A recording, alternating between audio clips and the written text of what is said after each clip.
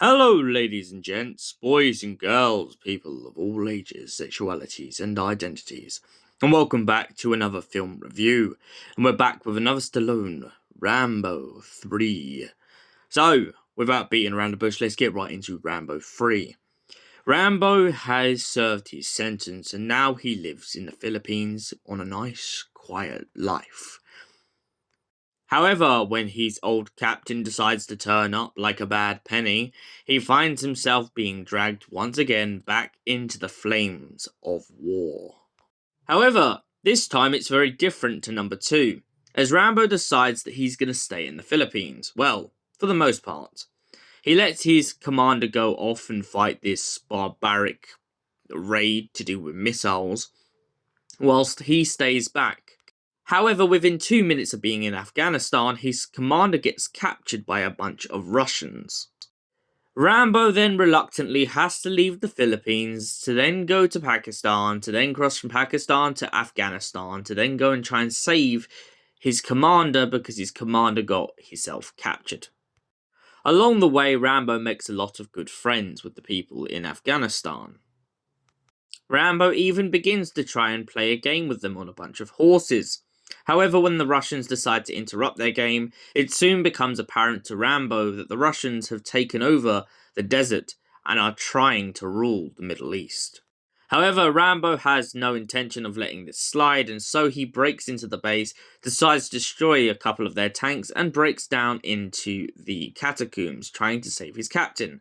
The first attempt, of course, fails due to a bunch of lack of planning and Rambo just going full rampage. However, eventually he manages to break his captain out on the second attempt after leaving his previous comrades behind to heal up. Eventually, Rambo manages to save his captain from the drudgeness of the Russians.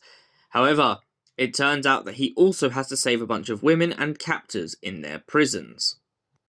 Rambo gets frustrated as he keeps on having to save so many people's lives in this adaptation of the Rambo series.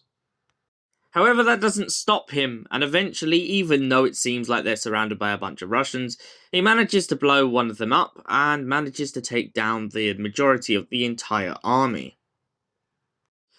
Rambo then finds himself treating all the people who had helped him along the way with utmost respect. However, his commander is a bit ashamed of him, as how did he become the combat soldier to the down-to-earth person? Secretly, though, I feel like this was in Rambo all along, and I feel like it just shows how little his commander truly knew him. John Rambo is absolutely fed up and really wants to retire now.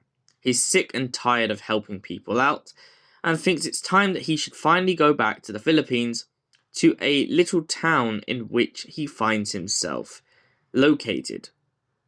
In this town, he does street fights every now and then, but mostly he just spends his time helping them rebuild parts of the town. So, Rambo 3. What did I think of the third film overall? It's a great installment. However, I do feel like the one thing that is a bloody irony is that this guy who's taught Rambo gets captured in 2 bloody seconds. He goes off into the Middle East. He's just supposed to be the guy who taught him how to fend for himself, do disgusting things, eat things that people would dread to even eat, just to survive. And yet, the guy, I mean, yeah, maybe he's getting on. I'll give him that. But other than that, he literally gets captured within 2 seconds. He can't even attempt to make his own escape.